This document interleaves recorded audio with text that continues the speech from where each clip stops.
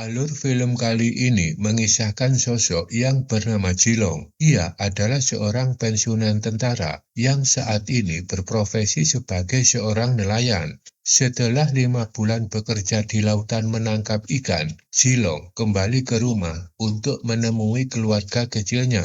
Betapa terkejutnya dia ketika tahu ruko sudah ditutup. Seorang tetangga mengatakan kalau istrinya telah menjual rumah dan juga rukonya karena terjerat narkoba.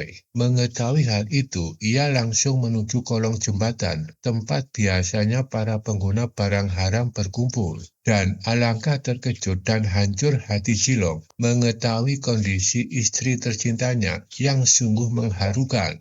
Masih jelas teringat di benak Jilong bagaimana cantik wajah istri Jilong dan juga anak semata wayangnya dulu. Baru ditinggal berlayar 5 bulan, kok sudah seperti ini? Apa yang terjadi pada dua orang yang dicintainya?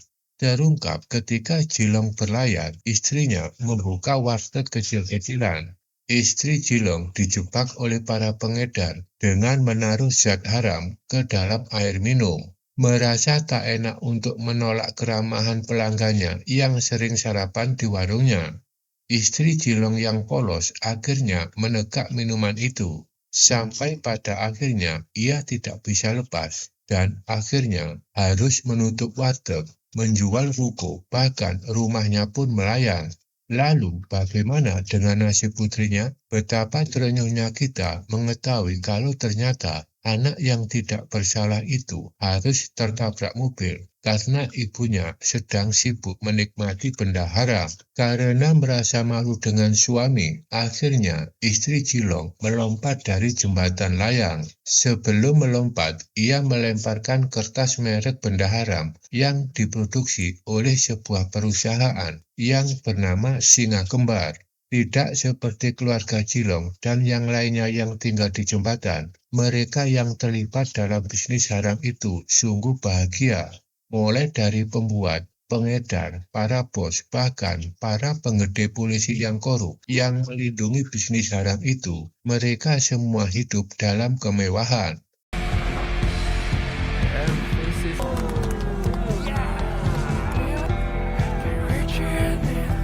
Mereka berpesta pora di atas penderitaan orang lain.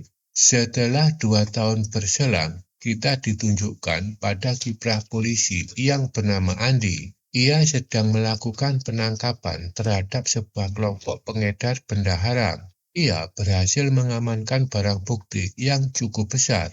Setelah itu tampak sosok berdasi yang mengambil barang bukti tersebut. Ternyata Andi ini telah bekerja sama dengan kelompok pengedar benda haram itu sendiri. Selanjutnya, pria berdasi itu membawa benda haram itu ke sebuah rumah super mewah, di mana itu adalah rumah sang bos yang saat ini sedang sakit parah. Dan inilah sang bos yang bernama Mikun. Bos Mikun sadar kalau dirinya sedang sakit parah dan mungkin segera meninggal.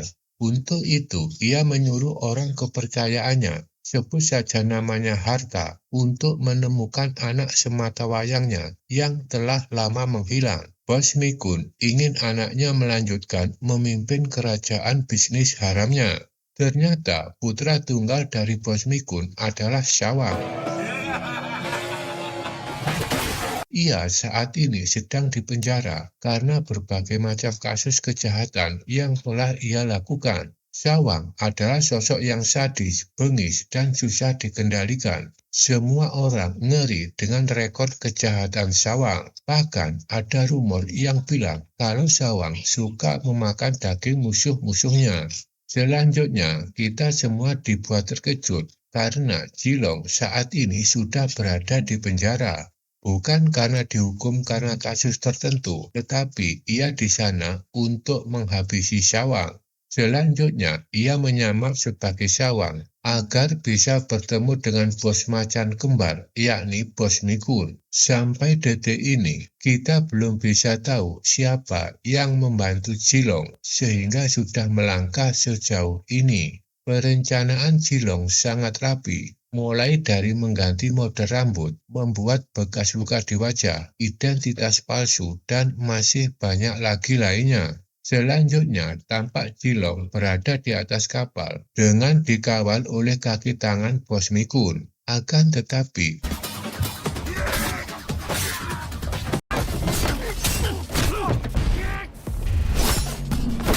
ia harus menghadapi banyak pembunuh bayaran, entah dikirim oleh siapa. Setelah semua penjahat itu berhasil dinetralisir, selanjutnya muncullah polisi yang bernama Andi. Ternyata polisi Andi inilah yang selama ini membantu Cilong. Andi telah mempersiapkan semuanya agar Cilong bisa mendapatkan kepercayaan dari Bos Mikun. Oleh karena itu, Cilong menyamar sebagai putra Bos Mikun, yaitu Syawang, yang telah lama menghilang. Sesampainya di rumah Bos Mikun, Cilong berakting dengan sangat meyakinkan. Dengan bertingkah tengil, ia mencari tahu siapa yang telah berani menyuruh pembunuh bayaran untuk menghabisinya di kapal.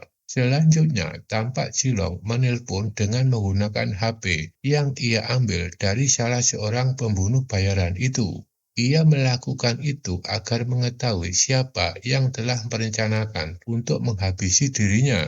Ternyata ponsel dari salah seorang petinggi di kelompok itu berbunyi, tapi kita jangan salah sangka, karena ternyata hartalah yang telah memasukkan HP itu ke dalam saku petinggi itu. Jadi, bisa disimpulkan kalau harta yang mengirim pembunuh bayaran itu. Ketika harta bertindak dan mendor sebagai kambing hitam, muncullah Bos Mikun dari lantai atas. Pertemuan Cilong dan Bos Mikun terjadi, akan tetapi Bos Mikun bukanlah orang yang bodoh. Ia melap luka yang ada di wajah Cilong. Ia ingin memastikan kalau itu adalah putranya, maka ia akan melakukan tes DNA. Di malam hari, Bos Mikun mengadakan pesta penyambutan anak yang hilang. Di sana, sang bos menerima hasil tes DNA Cilong yang menyatakan kalau dia adalah benar anak Bos Mikun.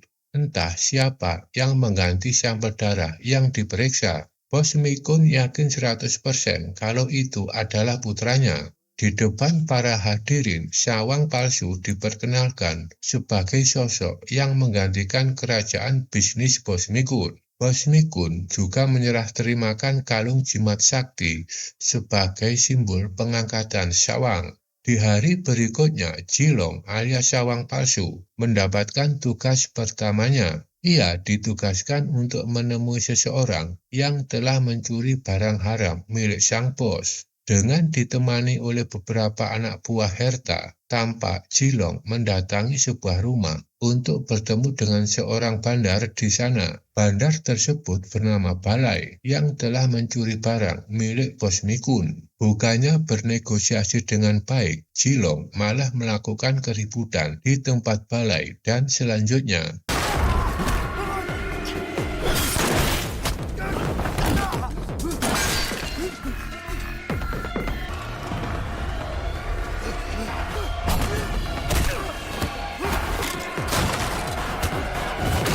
karena sudah kepepet, akhirnya Balai mengakui semua kesalahannya. Namun tanpa diduga oleh anak buah Herta yang seharusnya melindungi Cilong, tapi malah ingin menghabisi Cilong. Tetapi kita semua tidak tahu cara apa yang digunakan Cilong untuk selamat. Tapi yang jelas, ia sudah sampai di depan Bos Mikun. Cilong juga berhasil membuat Balai menjadi anak buahnya.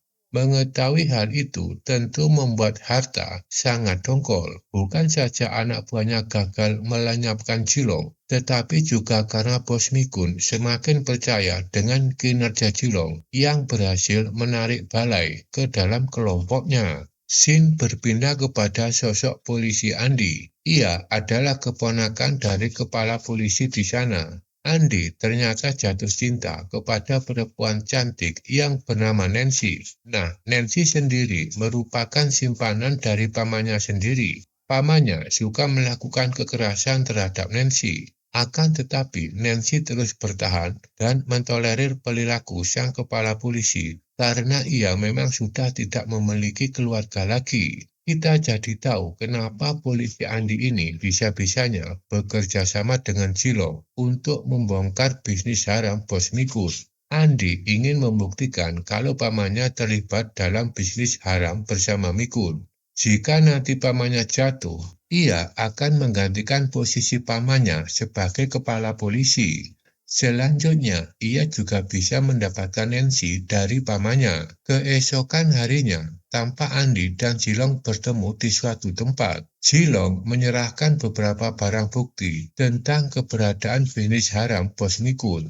Cilong berpikir kalau misinya sudah selesai. Ternyata polisi Andi malah meminta Cilong untuk mencari berangkas besar yang berisi uang dan juga buku tabungan yang berisi daftar siapa saja yang telah menerima uang haram. Cilong juga diminta Andi untuk memancing terjadinya peperangan antara pihak polisi dan kelompok bos Mikun. Yang terakhir ini sebenarnya bukan masalah misi penumpasan kejahatan, tetapi lebih pada masalah pribadi Andi. Ia ingin agar pamannya segera lengser dari posisinya. Selanjutnya, tampak Cilong mendatangi bapak kepala polisi.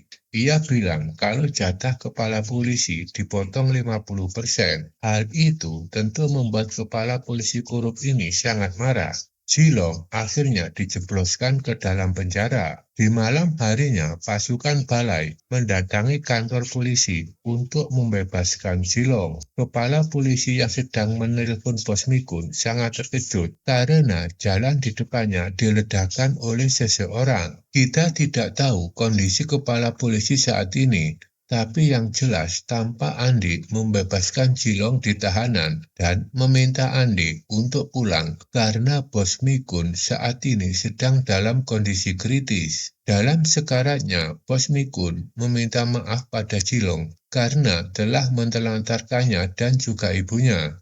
Sebelum meninggal, ia memberitahu tentang berangkas uangnya yang berada pada sebuah gedung perusahaan dan kunci dari berangkas itu adalah kalung jimat yang telah diberikan kepada Cilong. Setelah semuanya jelas, Cilong berterus terang. Ia bilang kalau dirinya bukan Sawang, melainkan salah seorang korban dari bisnis narkoboy milik Mikul. Mengetahui kebenaran itu, bos Mikun terkena serangan jantung dan langsung meninggal. Beberapa saat kemudian, pengacara membacakan wasiat bos Mikun di depan semua anggota dewan, termasuk Andi, Herta, dan lainnya.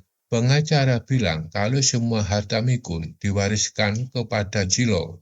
Namun, belum selesai pengacara itu berbicara, tiba-tiba, benar saja, Herta langsung mendorong pengacara karena merasa tak tahan mengetahui kalau dirinya tidak mendapatkan warisan harta sepeser pun. Ketika pasukan Herta dan Mikun saling baku tembak, dalam waktu yang bersamaan muncul pasukan Balai. Akhirnya pasukan Cilong, Mikun dan Balai melawan pasukan Herta. Setelah urusan selesai, Cilong memberikan kunci berangkas kepada Andi. Namun malah ini yang terjadi.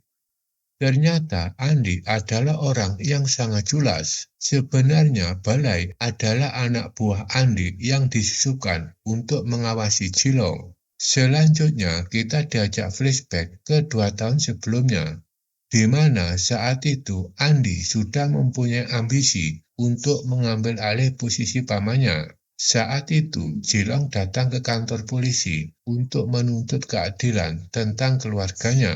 Di sanalah Andi mempunyai ide untuk memanfaatkan Cilong demi ambisi pribadinya. Hal itu dia lakukan melihat latar belakang dari Cilong. Cilong adalah mantan pasukan khusus pemerintah. Karena ditunjuk untuk menemukan Sawang, Andi meyakinkan Cilong bahwa ia akan membantu Andi untuk mendapatkan keadilan. Ia juga akan membantu Andi memberantas kejahatan. Akhirnya, Andi menyuap sipir penjara dan juga mengatur semua detailnya agar Cilong bisa menyamar secara sempurna menjadi Sawang. Ternyata dengan tanpa sengaja, Andi bertemu dengan Balai yang akhirnya Andi menjadikan Balai sebagai anak buahnya. Balai diiming-imingi barang haram kesukaannya. Andi juga sudah mengatur agar Balai membunuh pamannya dengan cara meledakkan mobil di jalan dan menusuk menggunakan pisau yang telah diberi sidik jari Jilong.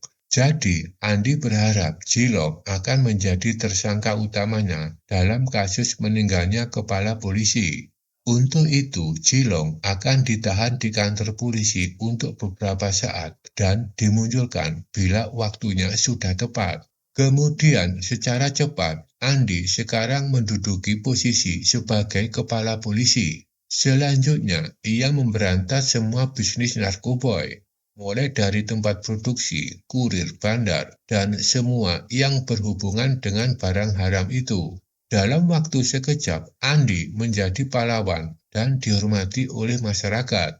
Nah, sekarang adalah waktu yang tepat bagi Andi untuk membuka brankas tempat penyimpanan uang milik Bos Mikun. Dan benar saja, terdapat tumpukan uang dengan jumlah yang sangat menakjubkan. Selanjutnya, Andi akan melaksanakan misi terakhirnya, yaitu menghancurkan kuil tempat jasad Mikun dan kepala polisi disemayamkan. Aksi itu dilakukan pada upacara pemakaman keduanya. Andi tahu kalau dalam acara itu banyak orang penting seperti polisi, politisi, pembesar negara, dan semua orang yang terlibat dalam bisnis ilegal itu. Jika mereka semua meninggal, bisa dipastikan tidak ada satupun saksi yang bisa mengancam posisi Andi di kemudian hari. Selanjutnya, Nancy memberikan sambutan dan diteruskan dengan membuka tirai yang berisi daftar korban dan juga beberapa benda haram. Selanjutnya, inilah yang terjadi.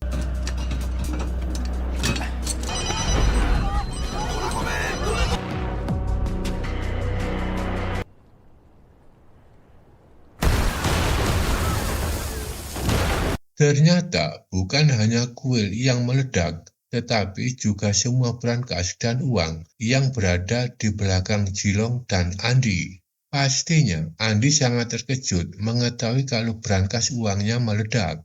Belum hilang rasa terkejutnya Andi, tiba-tiba kita disuguhi plot twist yang sangat membagongkan. Selanjutnya, Jilong menceritakan semuanya.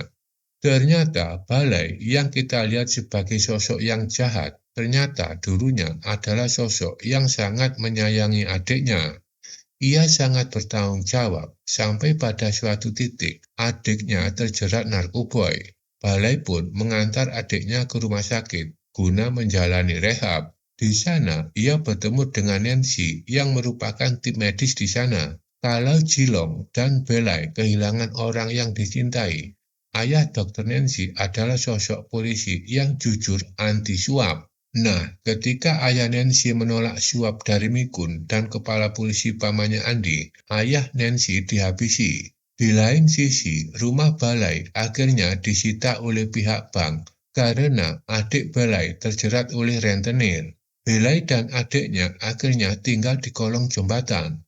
Di sana ternyata sudah ada banyak orang yang menjadi korban dari benda haram itu. Sampai pada suatu titik, adik Balai meninggal tepat saat Nancy mengunjungi mereka di sana. Di sanalah mereka juga bertemu dengan Jilong. Pada dasarnya, nasib mereka sama, yakni keluarga hancur karena jeratan narkoboy. Mengetahui kalau mereka tidak sendiri, akhirnya Nancy, Balai, dan Jilong mulai bekerja sama dan menyusun rencana untuk membabat bos bisnis ilegal tersebut. Dengan bantuan finansial dari Nancy yang dapat dari sisa uang pensiun ayahnya, mereka menyusun rencana balas dendam.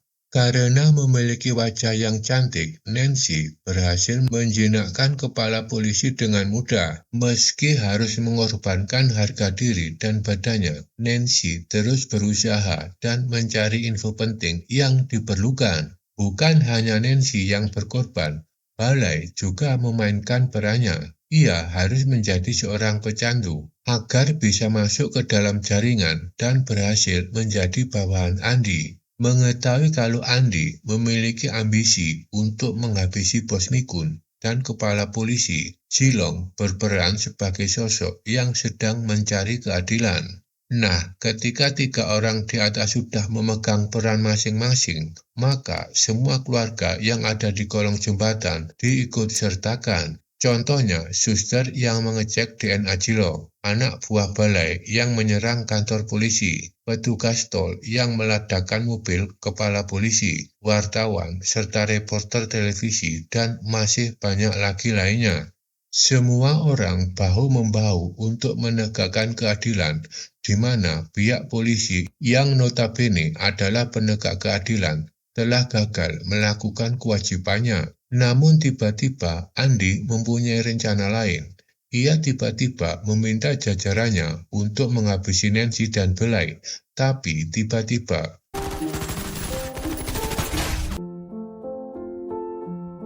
你们永远只能是我脚下的蝼蚁。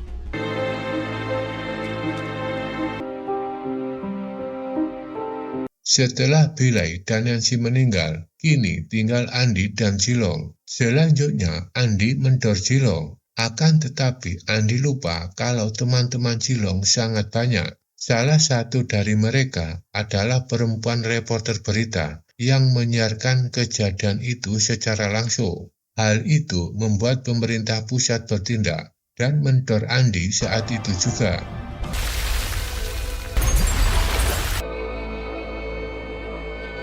Dari semua ini kita tahu kalau Belai, Jilong, dan juga Nancy adalah pahlawan utamanya.